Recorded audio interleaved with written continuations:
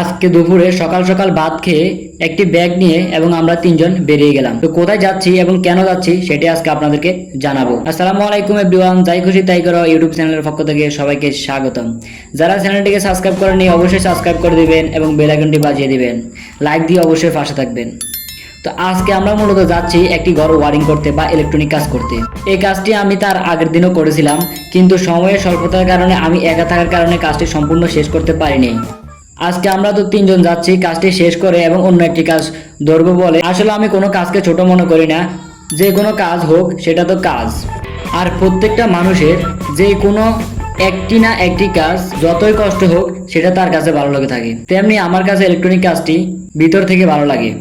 তার জন্য কেউ বললে আমি না বলতে পারি না।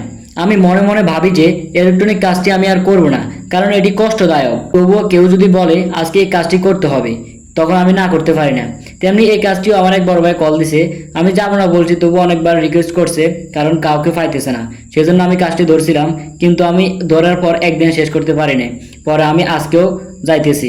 আজকে বের হওয়ার আগে বলতেছে এই কাজ শেষ করে আরেকটি কাজ করতে হবে, কিন্তু আমার কথা হচ্ছে আমি আর কাজ করব না। কিন্তু যখন সে অনেকবার বলছিল তখন তাকে আমি কেন জানি না বলতে পারি নাই, কারণ আমি এই কাজটার প্রতি আমার একটা আবেগ রয়েছে। পরে আমি আমার এই দুই বন্ধুকে ফোন দিয়ে আনাই, আমরা তিনজন মিলে কাজ করলে আশা করি ওই কাজটা আজকে শেষ করতে পারবো ইনশাল্লাহ। এইভাবে আমরা কাজ করতে আজকে